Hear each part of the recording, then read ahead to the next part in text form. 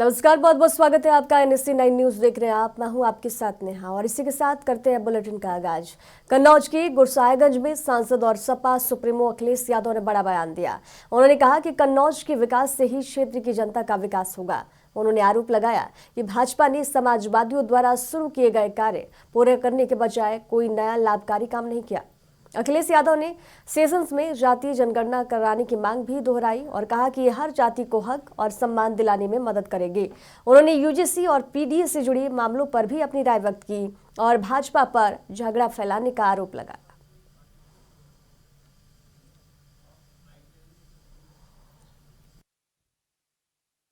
जब visibility 3 kilometre की थी, उसके बाद ये हादसा कैसे हो गया?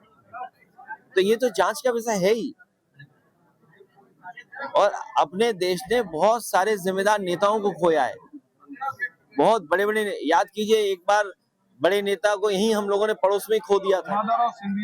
कितना दूर बताइए, यहीं बिल्कुल बगल में। तो हवाई जहाज अच्छे हों, सुरक्षित हों, और जो कंपनियां हैं, मान लीजिए मतलब जो हवाई जहाज की कंपनी है, सुनने में आ रहा है कि उसने 2-4 साल में ही 17 हवाई जहाज खरीद लिए। अभी तक तो हम बीजेपी के बारे में सुनते थे कि बीजेपी के ठेकेदार अगर सड़क बनाते हैं तो उसी दिन हवाई जहाज ले आते हैं। और अभी सुनने में आया है कि जो कंपनी है ये वाली, हवाई जहाज जाने कितने ले आई इतनी जल्दी इतने हवाई जहाज लाना, ये भी तो जांच का विषय है। किसकी है फंडिंग? बताओ, गुरसाईगंज के लोग जानते हैं फंडिंग किसकी है। सर, वो हवाई जहाज ला रहे हैं, आप 27 में सरकार लाएंगे, कन्नौज में क्या तैयारी चल रही है? जहां तक मैं जनता को देख सकता हूँ, पढ़ सकता हूँ, बिजली का बिल का झटका और बेरोजगारी, महंगाई, और जिस तरीके से लूट मची है तहसील पुलिस के माध्यम से, और भ्रष्टाचार है, ये सब समाजवादी पार्टी को वापस ला रहे हैं। और बीजेपी की सरकार में तुम बाटी चोखा नहीं खा सकते। बाटी चोखा खाओगे तो तुम्हारी जांच हो जाएगी। सबका साथ सबके विकास की बात करते हैं सर, सामान वर्ग से क्या दुश्मनी है? कौन? पत्रकारों के लिए कन्नौज में प्रेस क्लब की हमने मांग की थी पहले, जब आप ये कुछ पूछ रहा है। रुक जा भाई, हम लोगों के लिए पहले क्वेश्चन रहेगा। अब अच्छा ठीक है, पत्रकारों के लिए कैशलेस इलाज अपना कन्नौज में प्रेस क्लब। नहीं, पत्रकार गलत कह रहे हैं। पत्रकारों के लिए क्या? हरियाणा के पूर्व मुख्यमंत्री और नेता प्रतिपक्ष भूपेंद्र सिंह हुड्डा को कुरुक्षेत्र के शाहाबाद विधानसभा क्षेत्र के गांव त्योड़ा पहुंचे, जहां उन्होंने विधायक रामकरण कालाभाई के आकस्मिक निधन पर शोक व्यक्त करते हुए परिजनों को ढंढास बधाया। इसके बाद पत्रकारों से बातचीत में हुड्डा ने प्रदेश सरकार को कई मुद्दों पर घेरा। उन्होंने आगामी हरियाणा बजट को लेकर सरकार पर निशाना साधते हुए कहा, जनता को बजट से कोई उम्मीद नहीं है। साथ ही किसानों की कर्ज माफी, बेरोजगारी, शिक्षा नीति और सरकारी विभागों में खाली पदों को लेकर ठोस कदम उठाने की मांग की।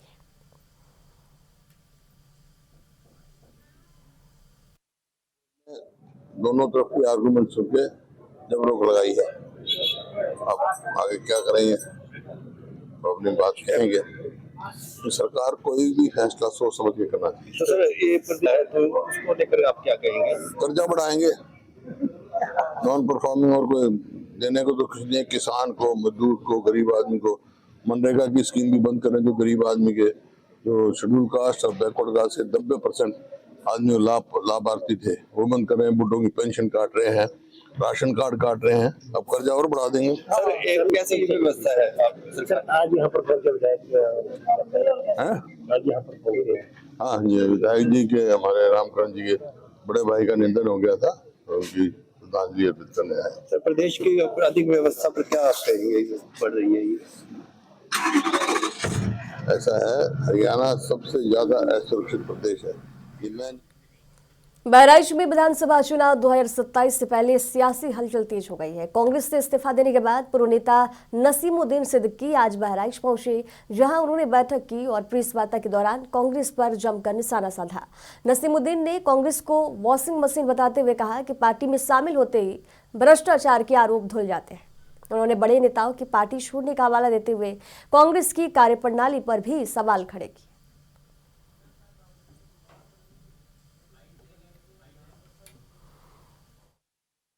2027 के अभी चुनाव के अभी 1 साल 2 महीने मार्च में खत्म होगा।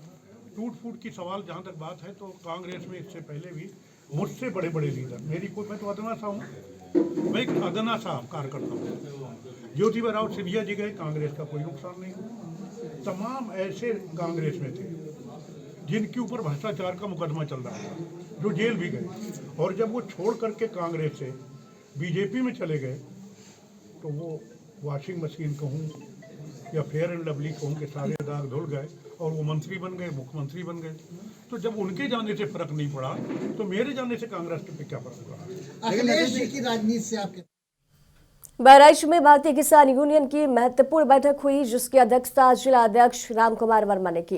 बैठक में आगामी 18 फरवरी को किसान नेता चौधरी राकेश टिकैत के बहराइच आगमन की तैयारियों पर चर्चा की गई।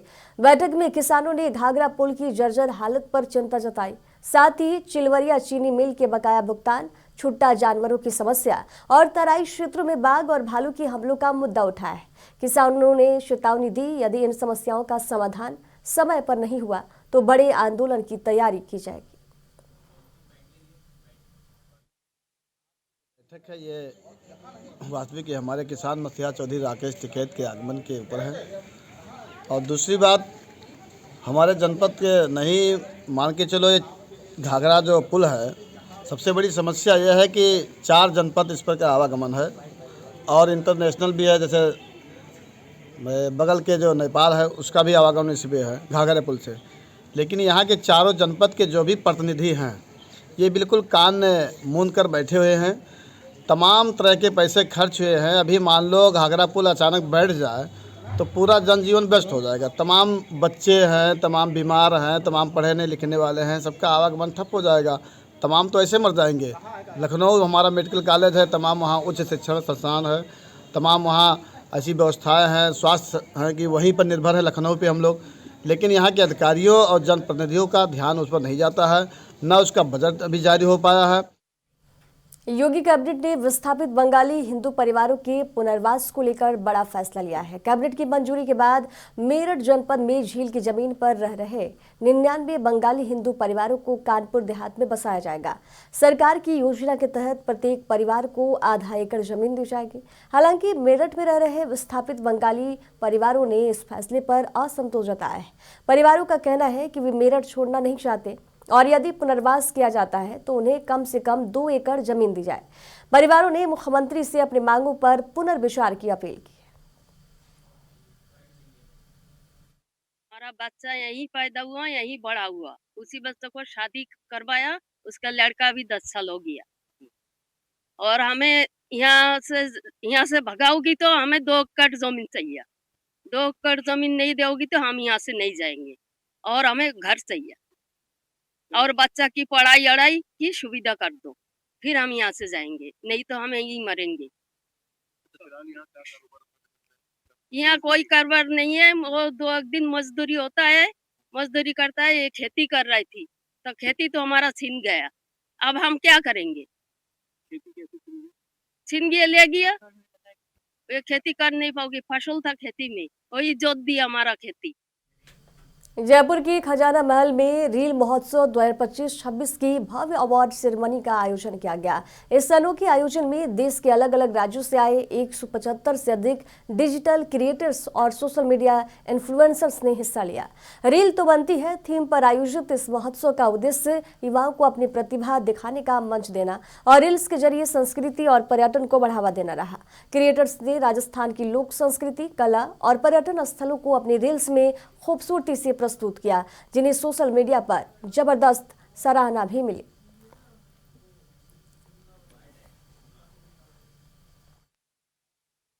हमने यहाँ रील महोत्सव आयोजित किया था खजाना महल में।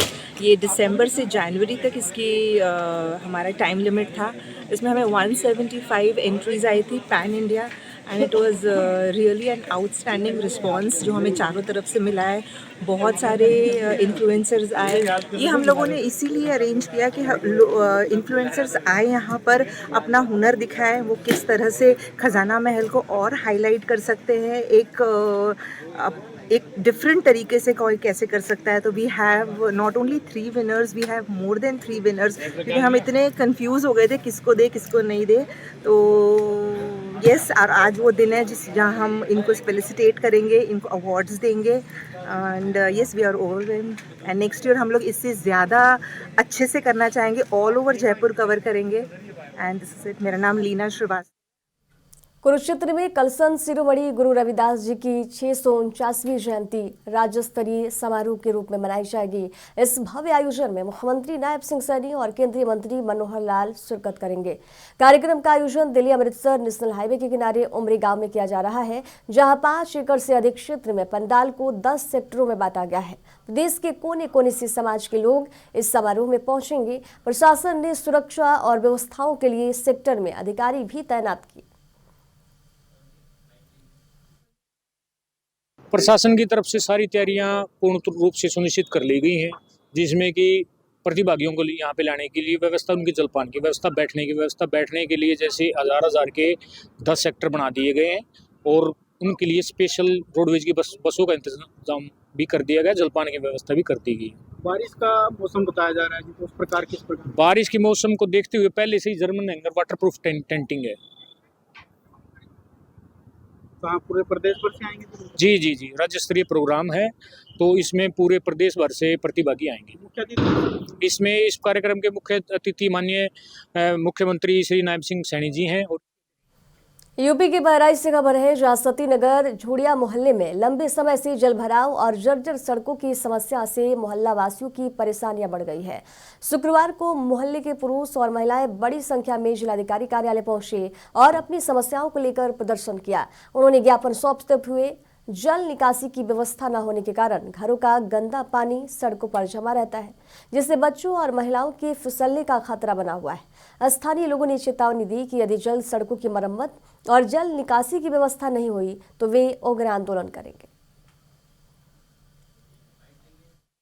जी, हमारे गांव में ही है, न रोड है न नाली है, और बच्चे आते जाते हैं, स्कूल में आने जाने में बहुत दिक्कत होती है, और बच्चे गिरते हैं, चोट लग जाती है, और गाड़ी सारी बहुत निकलती है, कोई सुनवाई नहीं होता है। कौन सा मोहल्ला है? सरस्वती नगर। ये कहाँ पड़ता है? झुड़िया। थाना कौन सा? झुड़िया, तिकोनी बाग चौकी, नंबर 17 में। थाना कौन सा है? तिकोनी बाग चौकी।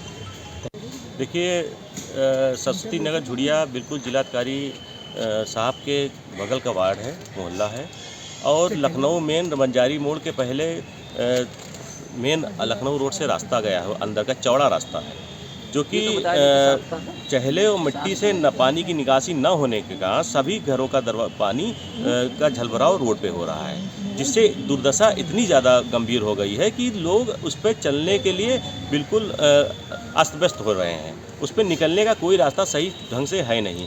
कहीं बच्चे निकल रहे हैं, बच्चे गिर जा रहे हैं, कहीं महिलाएं गिर जा रही हैं। आए दिन दुर्घटना आम जनमानस के साथ हो रही है, जिससे बहुत ज़्यादा पीड़ित समस्या होते हुए आज एक घर की आप देख सकते हैं, एक घर की महिलाएं उपस्थित हुई। अमरोहा जनपद के गजरौला थाना पुलिस ने महिला से कुंडल छीनने की वारदात का महज 48 घंटे में खुलासा कर दिया। पुलिस ने 2 सातिर शिनायती अभियुक्तों और चोरी का माल खरीदने वाले एक सुनार को गिरफ्तार किया है।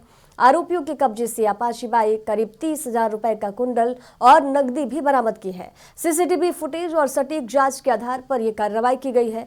पुलिस अधीक्षक अमित कुमार आनंद के निर्देशन में हुई इस कार्रवाई से क्षेत्र में अपराधियों में हड़कंप मच गया है।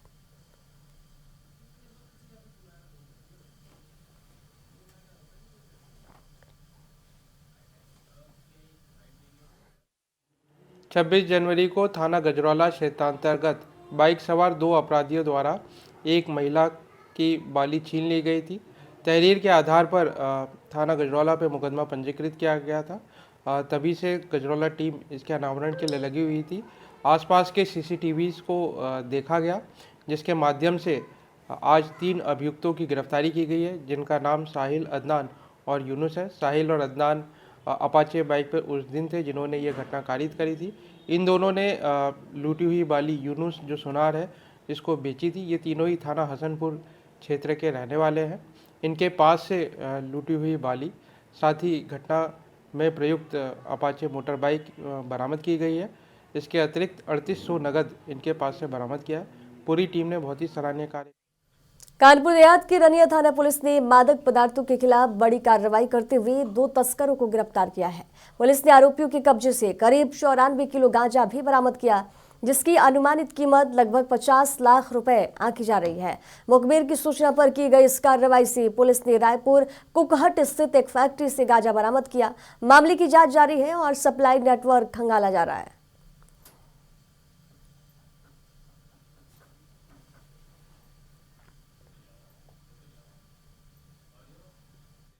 थाना रनिया के एक फैक्ट्री के पास पुलिस को ये सूचना मिली कि 2 व्यक्ति मोपेड पे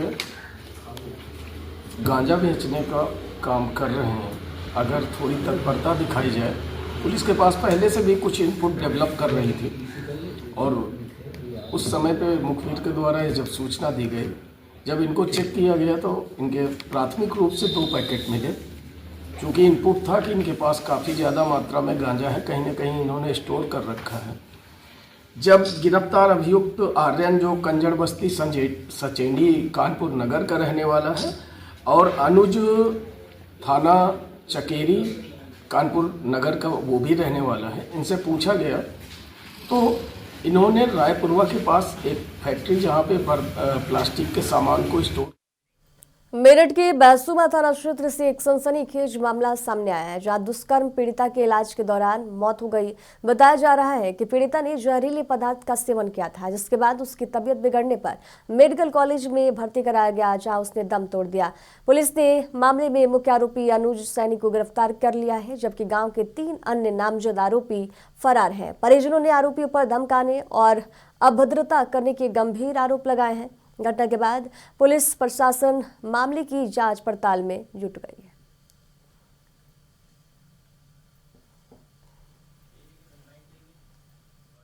बैसुमा पर एक युवक ने आकर शिकायत की कि उसकी बहन को गांव के ही एक अनुज नाम का युवक बहला फुसलाकर रात्रि में अपने घर ले गया और घर ले जाकर उसने वहां पर उसके साथ दुष्कर्म किया, जिसके बाद आरोपी की मां युवती को छोड़ने उसके घर आई और वहां पर दोनों पक्षों के बीच कहासुनी हुई।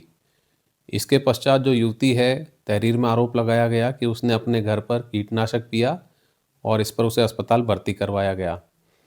ये घटना 25/26 की रात्रि में बताई गई तारीख में इसकी शिकायत थाने पे आई, जिस पर कि पुलिस ने तत्काल मुकदमा दर्ज कर इसमें अभियुक्त की गिरफ्तारी की है और अभियुक्त के संभल जनपद के बबराला थाना क्षेत्र के पहलवाड़ा गांव में 2 पक्षों के बीच मामूली विवाद ने खूनी संघर्ष का रूप ले लिया। इस दौरान हुई फायरिंग में एक महिला की गोली लगने से मौत हो गई। मृतका की पहचान प्रेमवती के रूप में की गई है, जो गांव की राशन डीलर भी बताई जा रही है। सूचना पर पहुंची बबराला थाना पुलिस ने अन्य घायलों को इलाज के लिए हॉस्पिटल भेजा। घटना की गंभीरता को देखते हुए संभल के एसपी के बिश्नोई भी मौके पर पहुंचे और हालात का जायजा लिया। एसपी ने आरोपियों की जल्द गिरफ्तारी के निर्देश दिए।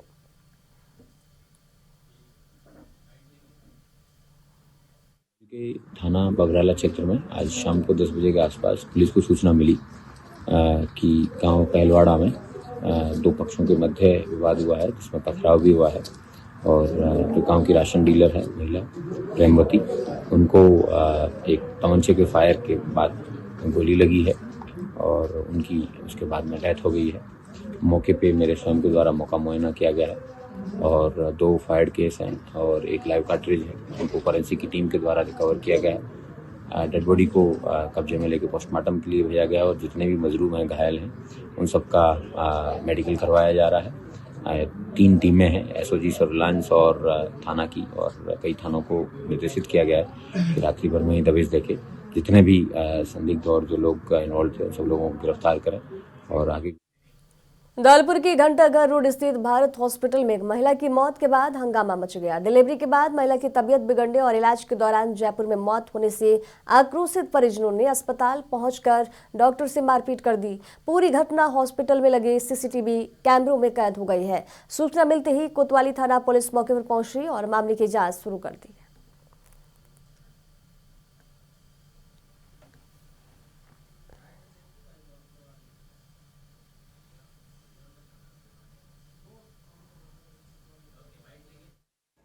ऑपरेशन सर्जन हूँ, यहाँ पे मैं ऑन कॉल सर्जरी के लिए आता हूँ। अभी एक पेशेंट की सर्जरी के लिए मैं यहाँ आया हुआ था, तो यहाँ पे कुछ लोग आए, उनका कुछ पहले से कुछ प्लान था, मेरे को तो कुछ पता नहीं था। तो एक आदमी आके उनमें से हमारे साथ में बहुत बदतमीजी करने लगा। तो कोई पत्रकार था, मुझे तो पता नहीं, वो ऐसे बोल रहा था। तो हमने बोला कि भाई थोड़ा आराम से बात कर लीजिए। हमने उनको समझाया, इतने में 20-25 लोग आ गए। 20-25 लोग आके उन लोगों ने हमारे साथ गाली गलौज मारपीट करना चालू कर दिया। अब हम तो यहाँ बैठे थे चुपचाप, उन्होंने मारपीट करी। देखिए मेरे हाथ में भी चोट लगी है, सिर में भी चोट लगी है। मेरा जो आईफोन था वो भी वो चुरा के ले गए। अब मैं इनके खिलाफ तो आगे मैं FIR करने वाला हूँ। मेरा मोबाइल भी चुरा के ले गए, मुझे मारपीट किया है, काफ़ी मारा पीटा भी है। देखिए गाल वाल में पूरा। कैदिल में हाल की बारिश ने शहर की रफ्तार रोक दिया है। कई इलाकों में सड़कों पर भरा पानी और कीचड़ राहगीरों और वाहन चालकों के लिए बड़ी परेशानी का सबब बन गया है। दोपहिया वाहन चालक फिसलन के कारण गिर रहे हैं, जबकि मुख्य मार्गों पर जाम की स्थिति बनी हुई है। नगरवासियों ने स्थानीय प्रशासन और राजनीतिक नेतृत्व पर आरोप लगाते हुए कहा, सड़क निर्माण और जल निकासी की अनदेखी के कारण रोजमर्रा की आवाजाही मुश्किल हो गई है। दुकानदार और राहगीर जल निकासी और पाइपलाइन के लीकेज को भी बड़ी समस्या बता रहे हैं और अस्थायी समाधान की मांग कर रहे हैं। राजौंद का सड़क इतनी बुरा हाल हो चुका है, अगर कोई महाराणा प्रताप चौक से यहाँ तक आता है कोई हॉस्पिटल तक, उसको सोचना पड़ता है भी यहाँ राजौंद के अंदर एंट्री करे ना करें। वो हर कोई यही सोचता है राजौंद में एंट्री ना ही करो तो ज़्यादा अच्छा है, क्योंकि यहाँ सड़क के ऊपर पैदल चलने वाला भी मुश्किल है, गाड़ी तो बहुत ही मुश्किल हो जाती है। अगर ये महाराणा प्रताप चौक से यहाँ तक कोई आएगा ना हॉस्पिटल तक, उसको 10 बार सोचना पड़ेगा यहाँ एंट्री करे ना करें। और मार्केट की तरह बुरा हाल हो चुका है, कोई पैदल आने वाला सोच ही नहीं सकता कि मार्केट के अंदर एंट्री करेगा। आज हम पूरे राजौंद की मार्केट इकट्ठी हुई है, हम यही सोच रहे हैं कोई ना कोई प्रशासन में मिले, पर हमारा लग नहीं रहा यहाँ कोई ऐसी कार्रवाई होगी राजौंद को लेकर सड़कों पे। अब ये देखिए कितना बुरा हाल हो चुका है, ये सड़कों का गोडे गोडे पानी खराब हो चुका है, यहाँ कोई आने जाने का रास्ता ही नहीं है। कोई कस्टमर तो सोच ही नहीं सकता कि राजौंद के अंदर एंट्री करें यहाँ। हम आप सबसे निवेदन करते हैं प्रशासन से कोई ना कोई इसका हल किया जाए और जल्दी ही इसकी कोई सुनवाई हो। राजौंद का सबसे ज़्यादा माड़ा हाल है जी इस टाइम। सड़क के ऊपर एक तो कहते हैं पानी खड़ा है, तो गोडे गोडे चिक्कड़ खड़ा है इस सड़कों पर, कोई आने जाने का रास्ता सब बंद हो चुके हैं। और आप इसका देख लो, लाइफ देखो भाई सड़क का क्या हाल हो रहा है। और कृपा करो आप ये सड़क बनवाने की कोशिश करो, और जो कि राजौंद की पब्लिक, चाहे बाहर की पब्लिक भी आवे, आने जाने का रास्ता बंद हो चुका है, इन्हें आप बनवाओ। और हम आपके साथ खड़े हैं जी मुख्यमंत्री साहब, आप निवेदन है ये आप जरूर हमारी।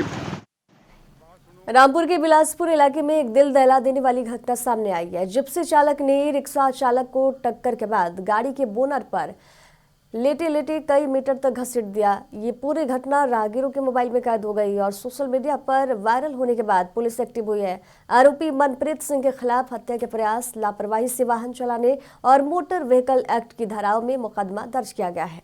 घायल रिक्शा चालक को हॉस्पिटल में भर्ती कराया गया है और उसकी हालत स्थिर बताई जा रही है। रामपुर SSP ने दोषी को सख्त सजा दिलाने का आश्वासन दिया है।